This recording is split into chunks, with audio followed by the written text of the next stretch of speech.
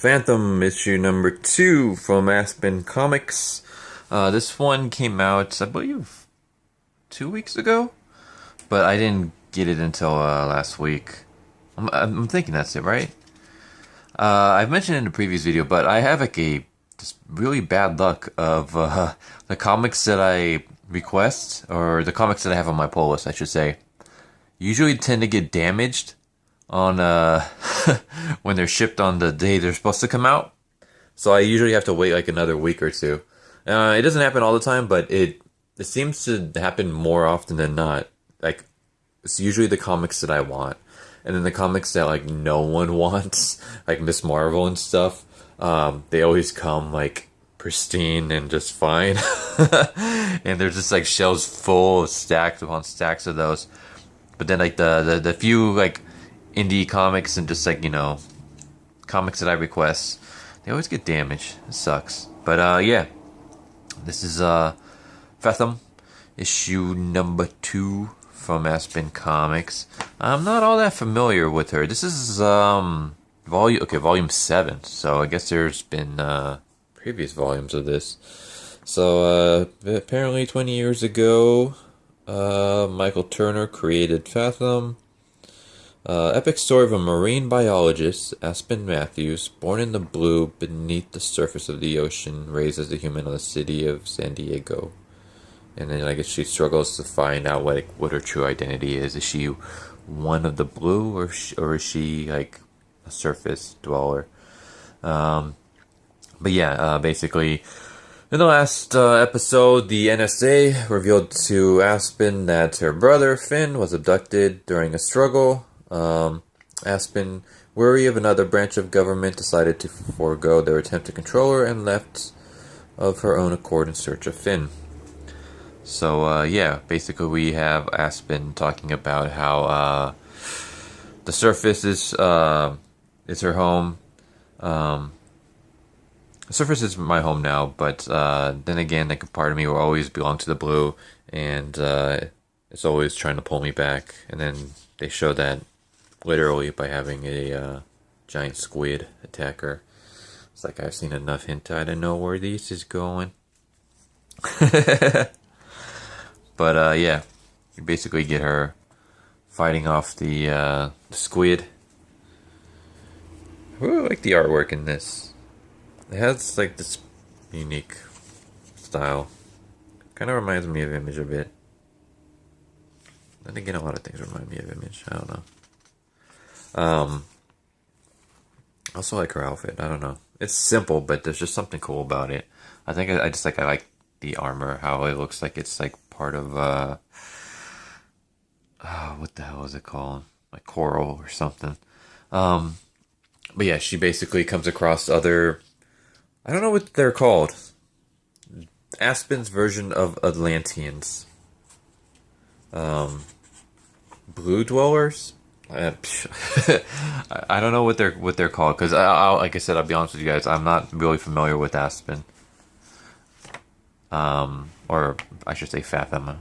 Well, Aspen is the name of her character, but I'm not familiar with her.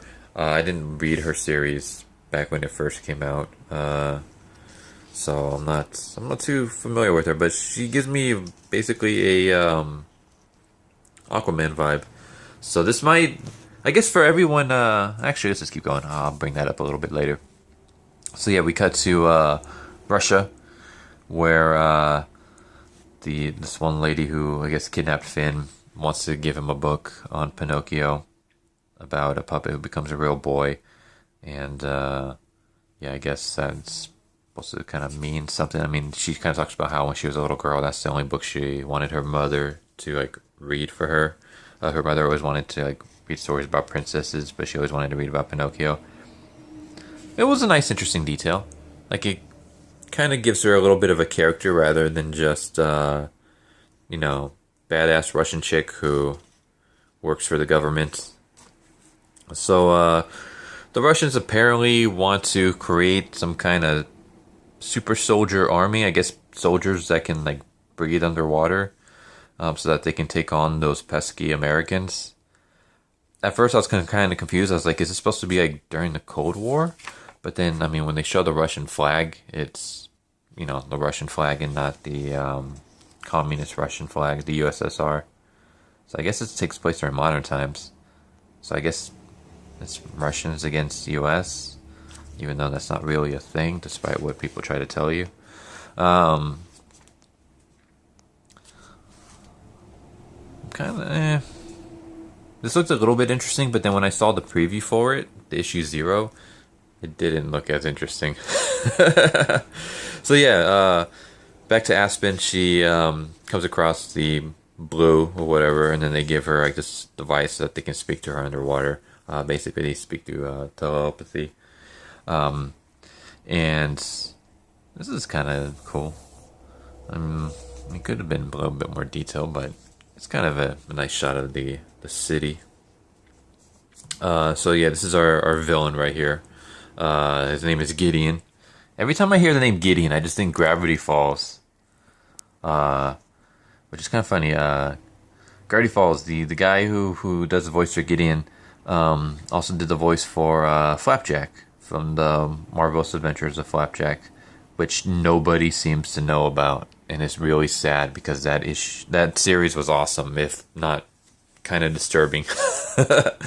But yeah, basically this is Gideon. He is now the new leader of the city. He basically kicked out the council, and this is supposed to be like he's now in charge. He's a man of the people.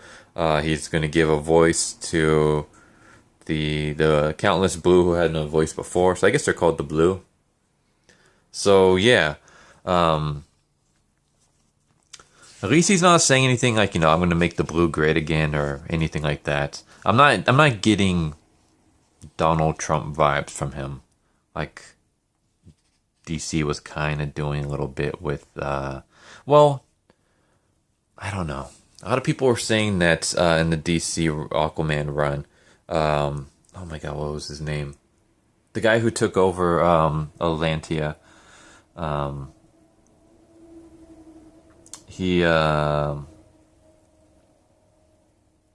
I forgot his name. I thought it written R. But yeah, a lot of people were saying that he's like supposed to be like some kind of like Trump allegory. And there was that issue where like the cover said resisted or resist, which I guess is supposed to be like the hashtag resistant group. Even though, to be honest, I didn't really get too much of a Donald Trump vibe from that dude. I think people were just looking too much into it, like everybody does nowadays. Like they're literally like every video comes out and they're like, this is like a movie comes out and they're like, this is a movie that's you know, talks about the current Donald Trump era. Like, you know, this is the perfect movie for those, you know, suffering from the Donald Trump era and blah blah blah. Like Donald Trump era this, Donald Trump era that, and it's just like, you guys are just like looking way too much into so many things. Like sometimes stories are just stories. Like this dude right here, he was a man of the people, I guess, or at least he felt like he was. He was like a soldier or something, and he felt like the council weren't listening to him, so he overthrew them, and now he is basically a tyrant almost, like drunk with power. This isn't a Donald Trump allegory, so hopefully no one says it is. This is just, I mean, this is classic archetypes.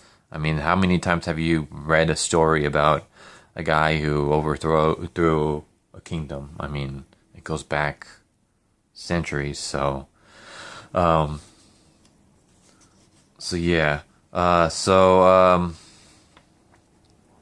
We get a fight between her and Gideon, Aspen and Gideon. I'm not going to show the rest, but yeah, basically we get a fight between the two of them, and she loses. I'm not going to show how she loses. I'm not going to show what happens to her after she loses because I don't want to spoil the issue.